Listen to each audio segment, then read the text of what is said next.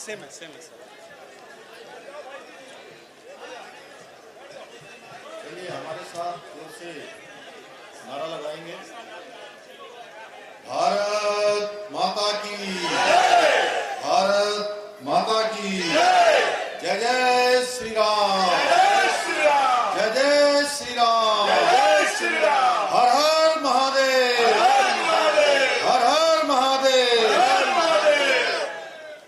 हर सिद्धि विधानसभा की इस विशाल जनसभा में आप सब जिनको अपना आशीर्वाद देने के लिए, अपना मत और अपना समर्थन देने के लिए विशाल संख्या में यहाँ पर एकत्र हुए हैं, ऐसे आप सबके प्रिय हरसिद्धि विधानसभा क्षेत्र के भारतीय जनता पार्टी एनडीए के प्रत्याशी और बिहार सरकार के उद्योग मंत्री, गन्ना मंत्री आदरणीय कृष्ण नंदन पासवान जी, और जिनका अभी आप लोगों ने उद्बोधन सुना, बिहार सरकार के कैबिनेट मंत्री आदरणीय संतोष सिंह सुमन जी,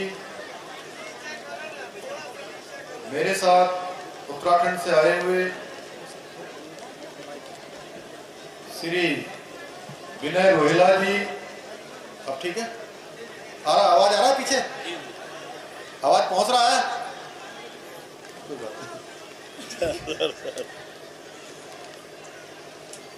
बिहार सरकार में मछुआरा आयोग के अध्यक्ष ललन साहनी जी, जिला अध्यक्ष भारतीय जनता पार्टी मोतिहारी श्री पवन राज जी, माननीय सांसद छत्तीसगढ़ श्री संतोष पांडे जी, हमारे मित्र और प्रखर नेता विधायक लोनी क्षेत्र उत्तर प्रदेश श्री नंदकिशोर गुर्जर जी, जो यहाँ के प्रभारी लोकेश प्रजापति जी, पिछड़ा वर्ग आयोग के पूर्व राष्ट्रीय उपाध्यक्ष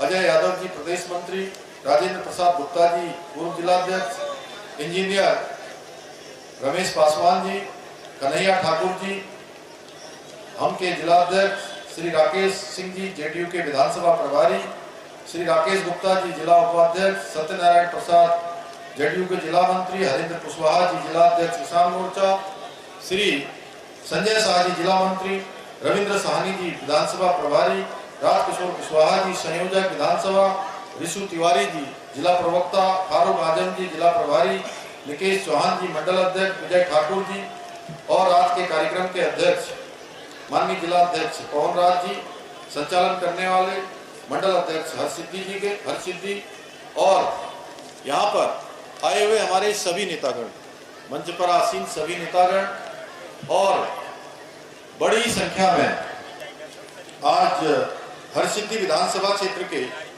सभी माताएं, बहनें, सभी मेरे बड़े बुजुर्ग, सभी उपस्थित नौजवान साथियों, मीडिया के हमारे मित्र, मैं बड़ी संख्या में उनके कैमरे देख रहा हूं, आप सभी का मैं उत्तराखंड के मुख्य सेवक के रूप में भगवान बद्री विशाल से, बाबा केदार से आप सबके कल्याण की कामना करता हूं।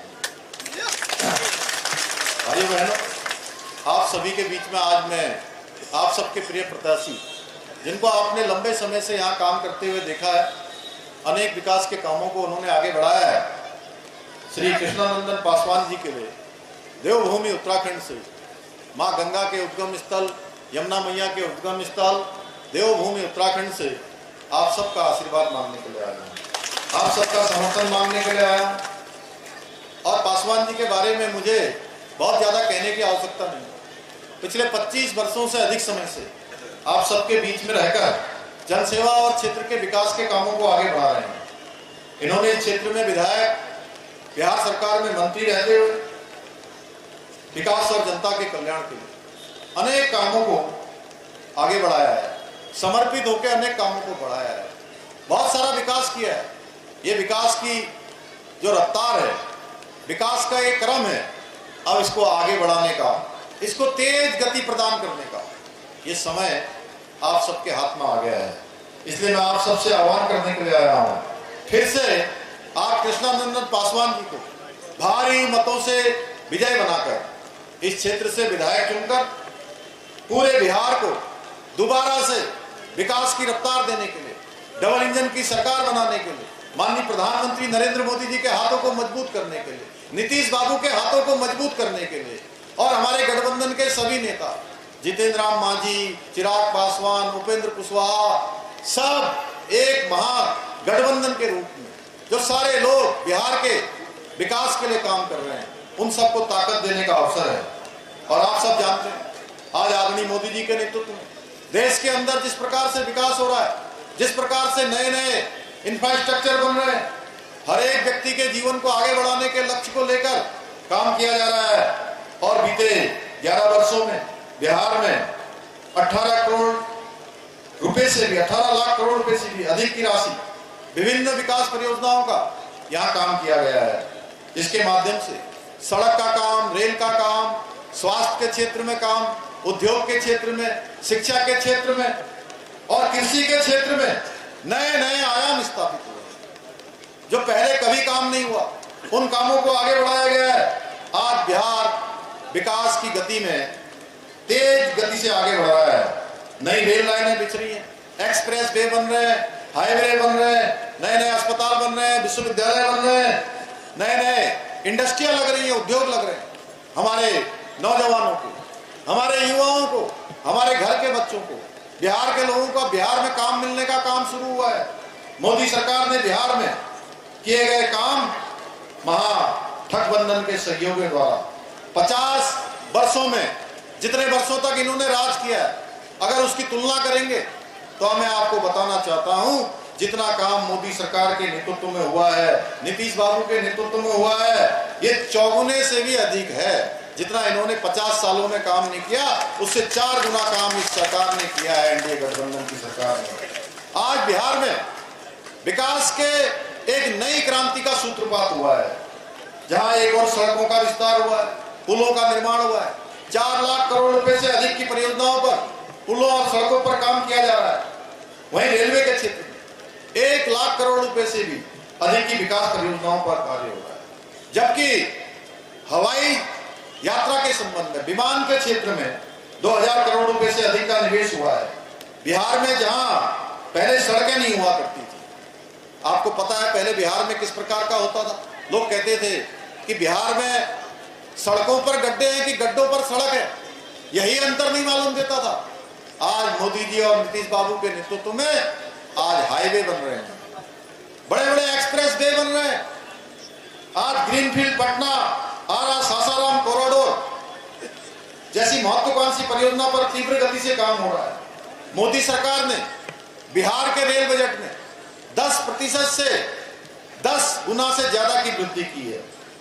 बिहार को अमृत भारत एक्सप्रेस, बौद्ध सर्किट रेल जैसी कई नई रेलों की सौगात मिली है और 20 वंदे भारत ट्रेनों की सौगात भी मोदी सरकार ने बिहार की जनता के लिए बिहार को दी है।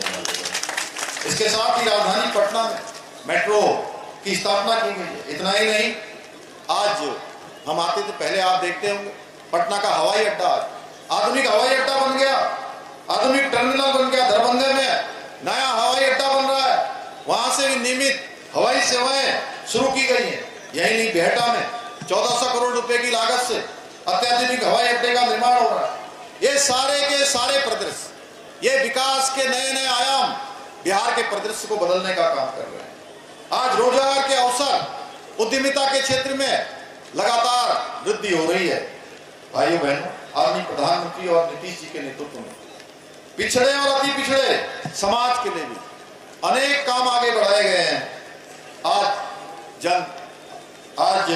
जनधन योजना, उज्ज्वला योजना, प्रधानमंत्री आवास योजना, आयुष्मान भारत योजना, मुफ्त राशन योजना जैसी अनेक योजनाओं के माध्यम से देश के हर गरीब को मदद पहुंचाने का काम हो रहा है, सहायता पहुंचाने का काम हो रहा है, हर माता बहन को आगे लाने का काम हो रहा है, युवा नौजवानों को रोजगार से जोड़ने का काम हो रहा है। आज जहां बिहार के 8.5 करोड़ से अधिक लोग मुफ्त राशन योजना का लाभ ले रहे हैं, 50 लाख से अधिक गरीब परिवारों को घर देने का काम भी किसी सरकार ने किया है तो मोदी सरकार ने किया है। आज डबल इंजन की सरकार द्वारा 1,21,00,000 जीविका दीदियों के बैंक खातों में 10,000 रुपए की सहायता राशि सीधे सीधे ट्रांसफर की गई है। आज हर गरीब को 125 यूनिट बिजली निःशुल्क दी जा रही है। आज बिहार में मैं देख रहा हूं इस सभा में इतनी बड़ी संख्या में पासवान जी आपको आशीर्वाद देने के लिए मेरी माताएं बहनें यहाँ आई और ये इस बात का प्रमाण है, जिसके साथ माताओं बहनों का आशीर्वाद होता है उसको कोई रोक नहीं सकता है, उसकी विजय सुनिश्चित होती है। बिहार सरकार ने महिलाओं के लिए 35% का आरक्षण प्रदान किया गया है। 1,17,00,000 बहनों को आज उज्ज्वला योजना का लाभ, गैस सिलेंडर प्रदान किए गए हैं। इतना ही नहीं, आज बिहार के प्रत्येक घर को हर घर बिजली, हर घर नल से जल और हर घर शौचालय जैसी योजनाओं का लाभ मिल रहा है।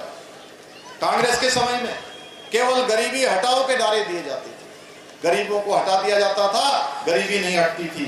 लेकिन आज मोदी सरकार गरीबों के लिए काम कर रही है, धरातल पर काम कर रही है और इसी का परिणाम है कि आज देश के अंदर 30 करोड़ से ज्यादा लोग पिछले 11 सालों में गरीबी रेखा से बाहर निकले हैं और गरीबी दर में 5 गुना से अधिक की कमी आई है। एक समय आप सबको याद होगा कि बिहार के अंदर लालू जी की और राबड़ी जी का जब राज हुआ करता था तो जंगल राज था, गरीबों का शोषण का खेल खुलेआम हुआ करता था। हर सरकारी योजना में भ्रष्टाचार होता था, घोटाले होते थे। लालू जी और राबड़ी जी के शासनकाल में कितने घोटाले हुए आप सबको याद होगा। चारा घोटाला, लैंड फॉर जॉब घोटाला, IRCTC घोटाला, बाढ़ राहत घोटाला, BSc भर्ती घोटाला, निर्यात घोटाला तथा आय से अधिक संपत्ति का घोटाला, यानी कि आय जितनी नहीं है उससे ज्यादा संपत्ति का घोटाला। कांग्रेस और आरजेडी आज दोनों का एक मिशन है कि घपले और घोटाले करके अपने परिवार की तिजोरियां बनना, उनको अपने बच्चों की चिंता करनी है, ना कि बिहार के बच्चों की चिंता करनी है। बिहार के नौजवानों की उनको कोई चिंता नहीं, उनको चिंता है तो केवल अपने बच्चों की है, अपने परिवार की है।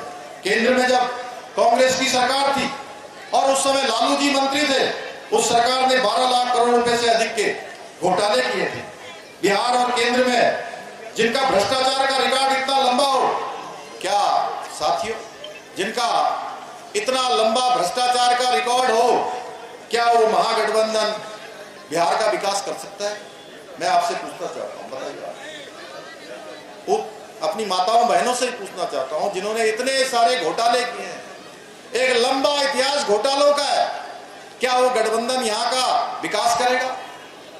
हर सिद्धि विधानसभा का विकास करेगा गठबंधन का जीतकर, या बिहार का विकास करेगा? तो बताइए, आप ही बताइए, जोर से बताइए, विकास कर सकता है? तो जोर से आवाज आनी चाहिए आपकी, कर सकता है कि नहीं कर सकता है? आवाज वहां तक, पटना और दिल्ली तक जानी चाहिए। आदरणीय मोदी जी के नेतृत्व में, आदरणीय नीतीश जी के नेतृत्व में आज एनडीए की डबल इंजन सरकार ने बिहार में जंगल राज से मुक्ति कराई, परिवारवाद से परिवार राज की राजनीति का अंत किया है। आज बिहार से नक्सलवाद जैसा, उसको नक्सलवाद से मुक्त कराने का काम किया है जो पहले की सरकारों में संभव नहीं था। लालू जी के आरजेडी के शासनकाल में बिहार की पहचान बन गई थी, हत्या होती थी, फिरौती होती थी, लूट होती थी, अपहरण होता था, नरसंहार रोज की बातें हुआ करती थी। इनके शासनकाल में माफिया राज में बिहार में उद्योगों को भगाया और बिहार को पिछड़ा राज्य बना दिया। भाइयों, पिछड़ा राज्य बना दिया क्योंकि उद्योग वाले आते ही नहीं थे, क्योंकि उनकी गाड़ियां ही लूट ली जाती थी, तमाम प्रकार की गुंडागर्दी होती थी। लेकिन पिछले 11 सालों की मैं बात करूं तो 3 लाख करोड़ रुपए से अधिक इंडस्ट्रियल कॉरिडोर बनाए गए। आज बिहार की जीडीपी में उद्योगों का 33% से अधिक हिस्सा हो चुका है। भाइयों बहनों, आज आदरणीय मोदी जी के नेतृत्व में पूरे देश के अंदर सनातन का जयघोष गूंज रहा है, जयघोष गूंज रहा है। चाहे आज हम सबके आराध्य देव भगवान राम, जिनका हम हर क्षण और हर पल नाम लेते हैं, कोई परेशानी होती है तो हमारे मुंह से निकलता है राम, हे राम, जय राम। क्या निकलता है? जय राम, जय राम श्री राम जय जय राम। तो कोई परेशानी होती तो राम राम होता है, और मिलते हैं तो राम राम बोलते हैं। हर क्षण हर पल जिनका हम नाम लेते हैं, ऐसे भगवान राम का भव्य और दिव्य मंदिर बनाने का काम भी आदरणीय प्रधानमंत्री मोदी जी के नेतृत्व में अयोध्या में संपन्न हो गया है। काशी में काशी विश्वनाथ कॉरिडोर बन गया, महाकाल उज्जैन में महाकाल लोक बन गया। और मैं जहां देवभूमि उत्तराखंड से आता हूं, देवभूमि उत्तराखंड में आप सब भी महादेव के भक्त हैं, आप सब भी बाबा के भक्त हैं, और आप में से बहुत सारे लोग, पूरे बिहार के लोग दर्शन करने के लिए बाबा केदार के दर्शन करने जाते हैं। केदारनाथ बाबा केदार का प्रांगण भी 2013 में बहुत भीषण वहां आपदा आई थी, उस आपदा में पूरी तरह से तहस नहस हो चुका है। उस स्थल को भी नवनिर्माण और पुनर्निर्माण का काम किसी ने किया है तो प्रधानमंत्री मोदी जी ने किया है। बद्रीनाथ का मास्टर प्लान का निर्माण, आज हमारी जितनी धार्मिक धरोहरें हैं पूरे देश के अंदर उनको सजाने और संवारने का काम हो रहा है। कश्मीर में धारा 370 समाप्त करना हो, ट्रिपल तलाक जैसी कुप्रथा का अंत करना हो, नागरिक संशोधन कानून देश के अंदर लाना हो, वक्फ संशोधन कानून लाना हो, ऐसे ऐतिहासिक फैसले देश के अंदर देश की आजादी के बाद पहली बार कोई ले रहा है तो हमारे प्रधानमंत्री भारत मां के लाल नरेंद्र मोदी जी के नेतृत्व में लिए जा रहे हैं। एक तरफ ऐसे ऐतिहासिक निर्णय लिए गए हैं और ये सनातन विरोधी मानसिकता वाले, ये महागठबंधन गैंग अपनी तुष्टीकरण और वोट बैंक की राजनीति के चलते राष्ट्र हित में लिए गए ये सारे निर्णय, इन सारे निर्णयों का विरोध करते हैं, विरोध करने का काम कर रहे हैं। गप्पू भैया, अब आप कह रहे होंगे गप्पू भैया किसको कहते हैं? पप्पू भैया और गप्पू भैया।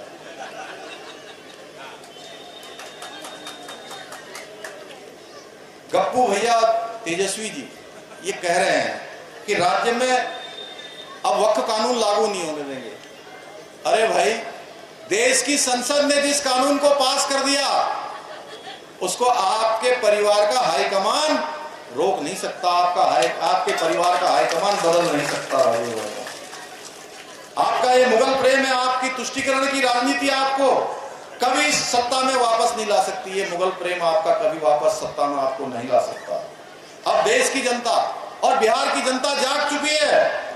अब जनता जात पात, तुष्टीकरण, परिवारवाद की राजनीति नहीं बल्कि राष्ट्रवाद चाहती है, विकासवाद चाहती है और विकासवाद की राजनीति चाहती है, जिसको यहाँ डबल इंजन की सरकार आगे बढ़ाएगी। मोदी जी के नेतृत्व में, हमारे नीतीश बाबू के नेतृत्व में और इस क्षेत्र में हमारे पासवान जी के नेतृत्व में आगे बढ़ेगा।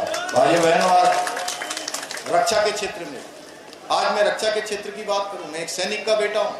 आज मुझे गर्व होता है कि हमारे प्रधानमंत्री जी के नेतृत्व में आज हमारा भारत रक्षा के क्षेत्र में भी आत्मनिर्भर हो रहा है।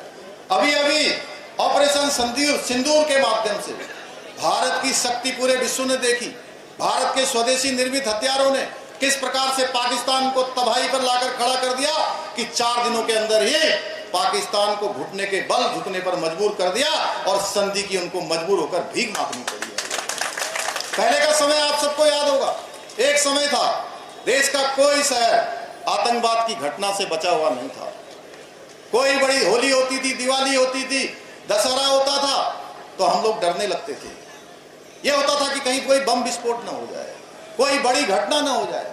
लेकिन आज अगर देश के अंदर कहीं हमला होता है तो एयर स्ट्राइक होती है, सर्जिकल स्ट्राइक होती है और हमारी बहन बेटियों के सिंदूर से, जिन्होंने उनके सिंदूर को उजाड़ने का काम किया, उनके खानदान को नष्ट करने का काम भारत की सेना ने हमारे प्रधानमंत्री मोदी जी के नेतृत्व में किया। आज एक कोई गोला आता है, एक गोली आती है, उसका जवाब भारत की सेना आज तोप से और गोलों से देने का काम करती है। आज 100 से भी अधिक देशों को भारत रक्षा सामग्री का निर्यात कर रहा है। पहले हमको छोटे छोटे रक्षा उपकरणों पे नहीं, दूसरे देशों पर निर्भर रहना पड़ता था। मुंबई में 26/11 पर हमला हुआ था, आप सबको याद है। उस समय कांग्रेस की सरकार ने पाकिस्तान पर कोई कार्रवाई नहीं की थी। भाइयों बहनों, आज भारत में कोई भी आतंकवाद का हमला होता है उसका मुंहतोड़ जवाब दिया जाता है। भाइयों बहनों, मैं देवभूमि उत्तराखंड से आया हूं। मैं आप सबको बताना चाहता हूं, कि हमारे प्रधानमंत्री आदरणीय मोदी जी के नेतृत्व में और उनके मार्गदर्शन में, उनकी प्रेरणा से हमने उत्तराखंड में भी कई ऐतिहासिक निर्णय लिए हैं। मैं बताना चाहता हूं, उत्तराखंड देश का पहला राज्य है जिसने बाबा साहब भीमराव अंबेडकर जो संविधान देश का बनाकर गए, उस संविधान के अनुच्छेद 44 में उन्होंने प्रावधान किया कि देश में रहने वाले सभी लोगों के लिए एक समान कानून लागू होना चाहिए। कोई किसी जाति का हो, किसी पंथ का हो, किसी समुदाय का हो। हमने बाबा साहब की जो आत्मा थी, बाबा साहब ने जो प्रावधान किया था, उस प्रावधान को धरातल पर उतारने वाला उत्तराखंड हिंदुस्तान का पहला राज्य है जहां रहने वाले सभी लोगों के लिए एक समान कानून लागू हो गया। इसके साथ ही नकल विरोधी कानून, धर्मांतरण विरोधी कानून, दंगा विरोधी कानून, लव जिहाद, लैंड जिहाद और थूक जिहाद के खिलाफ कड़ी कार्रवाई की। इसके साथ ही हमने अवैध रूप से चलने वाले मदरसों पर अंकुश लगाने के लिए, धार्मिक कट्टरता को रोकने के लिए हमने वहां उत्तराखंड में मदरसा बोर्ड भंग करने का भी निर्णय लिया है। और आने वाले समय में वही मदरसे उत्तराखंड में संचालित होंगे जो शिक्षा बोर्ड के द्वारा निर्धारित पाठ्यक्रम को पढ़ाएंगे। बिहार जीतने के बाद ये सब काम यहां होंगे, बिहार की सुरक्षा सुनिश्चित की जाएगी। एक और आज आपके सामने प्रधानमंत्री नरेंद्र मोदी जी हैं, उनके नेतृत्व में नीतीश कुमार जी की और प्रधानमंत्री मोदी जी की डबल इंजन की सरकार है जो विकसित भारत, आत्मनिर्भर भारत, विकसित बिहार के लिए काम कर रहे हैं। वहीं दूसरी ओर राष्ट्रीय जनता दल है, कांग्रेस जैसी दलाल पार्टियां हैं जो तुष्टीकरण, भ्रष्टाचार और देश विरोधी एजेंडे पर काम कर रही हैं। एक और लालू और गांधी परिवार के भ्रष्टाचारियों और परिवारवाद की फौज है, वहीं दूसरी ओर मोदी जी और नीतीश जी के नेतृत्व में साफ नियत वाला विकासवादी चेहरा है। हर बहन के लिए काम करने वाला, हर माँ के लिए काम करने वाला, हर नौजवान, हर बुजुर्ग के लिए और पूरे बिहार के लिए समर्पित होकर काम करने वाला नरेंद्र मोदी जी के नेतृत्व में एनडीए का गठबंधन है। अब निर्णय आपको करना है, अब चाबी आपके हाथ में है। आपके एक वोट की कीमत से पूरे बिहार का परिदृश्य बदलने वाला है, क्योंकि आप जिसे भी चुनेंगे वो आपके बच्चों के भविष्य के लिए काम करने वाला होना चाहिए, आपके बच्चों के भविष्य के लिए काम करने वाला होना चाहिए, न कि अपने बच्चों के भविष्य के लिए काम करने वाला, अपने परिवार की चिंता करने वाला नहीं, पूरे बिहार की चिंता करने वाला होना चाहिए। क्यों है? ठीक ना कहनी हम? बोलिए, बोला था भाई।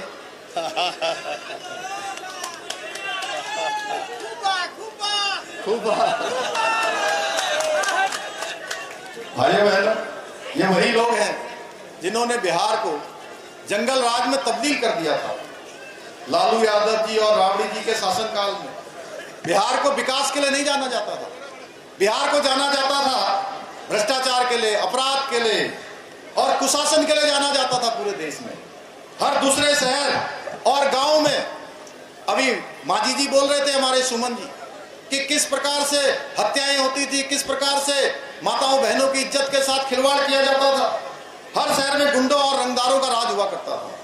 पिछले 20 सालों में नीतीश जी के नेतृत्व में सरकार ने 2005 की तुलना में हत्या के मामलों में 20% की कमी आई है, डकैती और फिरौती में 80% की कमी आई है और 20 वर्षों में एक भी जघन्य नरसंहार नहीं हुआ है। जबकि लालू और राबड़ी जी के शासनकाल में सेनानी नरसंहार, लक्ष्मणपुर बाते नरसंहार, शंकर बिगार नरसंहार, बथाली टोला नरसंहार, मियापुर नरसंहार जैसी कई नरसंस और भयावह घटनाएं होती जिसने बिहार ही नहीं पूरे देश को दहला दिया था। क्या आप ऐसे महागठबंधन को अपना मत देकर क्या उसी जंगल राज को वापस लाना चाहते हैं? नहीं। जोर से बोलिए, क्या लाना चाहते हैं? राहुल गांधी की कांग्रेस, लालू यादव जी, तेजस्वी यादव की राजद, मुकेश सहनी की वीआईपी, इनके साथ ही वामपंथी दलों का गठबंधन, इन सबका एक ही नारा है कि प्रधानमंत्री जी को रोको, नीतीश बाबू को रोको, इनका विकास का विरोध करो। लेकिन इनमें से किसी के भी पास कोई रोड मैप नहीं है। ये केवल कुर्सी चाहते हैं, ये केवल सत्ता चाहते हैं, लेकिन विकास की बहन बेटियों के लिए, विकास के नौजवानों के लिए, युवाओं के लिए, यहाँ के बुजुर्गों के लिए इनके पास कोई योजना नहीं है, कोई रोड मैप नहीं है। तेजस्वी जी केवल एक ट्वीट तक सीमित है, ट्विटर की राजनीति करते हैं, और राहुल गांधी हर चुनाव में हारने के बाद विदेश चले जाते हैं। अब एक अंदर की बात आपको बताऊं, आपने देखा होगा राहुल गांधी यात्रा करने के बाद वापस लौट कर नहीं आए, क्योंकि ये दोनों लोग ये स्वार्थ का इन्होंने गठबंधन तो बनाया है, गठबंधन तो बनाया है, लेकिन ये चाहते नहीं है, जहां कांग्रेस के कैंडिडेट खड़े हैं वहां तेजस्वी नहीं चाहते कि कांग्रेस वाले जीते, जहां तेजस्वी के कैंडिडेट यानी राजद के जो कैंडिडेट खड़े हैं वो कांग्रेस वाले भी नहीं चाहते कि उनको जिताएं, क्योंकि एक दूसरे के वोट बैंक को कोई मजबूत नहीं करना चाहता।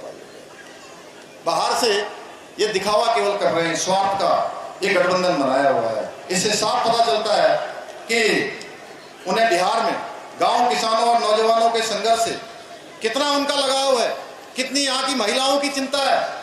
आप लोग इनसे सावधान रहिए। मैं देवभूमि उत्तराखंड से यही कहने आया हूँ, ये महागठबंधन, ये महागठबंधन, ये इंडी गठबंधन, ये स्थिरता का नहीं स्वार्थ का गठबंधन है। भोले भाले लोगों को गुमराह करने का और आपस में लड़ाने का एक गठबंधन है। ये वही लोग हैं जो प्रभु श्री राम को भी काल्पनिक बताते थे, ये कहते थे श्री राम है ही नहीं। अयोध्या में भगवान राम का मंदिर बन रहा था, उस मंदिर का भी विरोध करते हैं। उसका जब शिलान्यास लोकार्पण हो रहा था, वहां पर प्राण प्रतिष्ठा का कार्यक्रम हो रहा था, उस कार्यक्रम से भी अपने को दूर रखते हैं। वक्फ बोर्ड की जो संपत्तियां हैं उसको अपनी जागीर समझते हैं। यह वही लोग हैं जो 3 तलाक खत्म करने का विरोध करते हैं। ये वही लोग हैं जो कहते हैं देश के टुकड़े टुकड़े होंगे, ऐसे लोगों का समर्थन करते हैं। कश्मीर से धारा 370 समाप्त करने का विरोध करते हैं।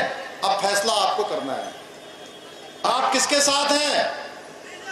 आप राष्ट्र हित को सर्वोपरि मानने वाली भाजपा एनडीए के साथ हैं, खड़े होंगे, या घुसपैठियों का समर्थन करने वालों के साथ खड़े होंगे? आप समान नागरिक संहिता के साथ खड़े होंगे, या शरीयत का कानून कर लाकर महिलाओं के शोषण को खुली छूट देने वालों के साथ खड़े होंगे? भाइयों बहनों, इस भ्रष्टाचार और तुष्टीकरण के मिशन को रोकना है, और आदरणीय मोदी जी और नीतीश जी के नेतृत्व में फिर से डबल इंजन की सरकार को पुनः मौका देकर विकसित भारत और आत्मनिर्भर बिहार बनाने में आप सबको योगदान देना है। मैं आप सभी से अपील करने के लिए आया हूं, और मेरे मन में कोई संदेह नहीं है पासवान जी, ये जो माताएं बहनें बैठी है इतनी बड़ी संख्या में, ये सब आपको आशीर्वाद देने के लिए आई हैं, और इतनी बरसात में भी आई हैं। और मैं देख रहा हूं कि यहाँ से लेकर हेलीपैड से लेकर जितनी दूर तक हम लोग आए हैं, तमाम संख्या में लोग आए हैं। मैं कहता हूं कि ये पूरी विधानसभा का प्रतिनिधित्व आज से शुरू हो गया। उत्तराखंड देवभूमि के देवी देवताओं का भी आपको आशीर्वाद प्राप्त हो गया। उनके हैं वहाँ देवभूमि के मुख्य सेवक के रूप में मैं आप सबके बीच में आया हूँ, तो मुझे पूरा भरोसा है। मैं आप सबसे अपील करता हूँ, आप सबको मैं निवेदन करने के लिए आया हूँ, आप सबसे अनुरोध करने के लिए आया हूँ कि आप 11 नवंबर को यहाँ से भाजपा के प्रत्याशी आप सबके चिर परिचित जिन्होंने अनेक विकास के कामों को आगे बढ़ाया है, उनको अपना मत देकर, अपना समर्थन देकर, और जो अनवरत रूप से इन्होंने विकास के काम शुरू किए हैं, ये विकास की जो गाड़ी रफ्तार पकड़ रही है उसको तेज गति की रफ्तार से आगे बढ़ाने का समय 11 नवंबर को आप सबके पास है। और सशक्त और समृद्ध बिहार बनाने के लिए आपका एक एक मत इसमें बहुत बड़ा योगदान देने वाला है। इसलिए मैं आपसे अपील करता हूं कि भारी मतों से इनको जिताइए। और अब लालटेन का तेल खत्म हो गया है, हाथ का पंजा गायब हो गया है, कमल का फूल खिलाने का समय आ गया है। कमल का फूल खिलाइए और हमारे पासवान जी को भारी मतों से विजय बनाइए। इतना ही आप सबसे निवेदन करते हुए मैं अपनी बात को समाप्त करता हूँ। बहुत बहुत धन्यवाद। इनको माला पहना दे विजय की।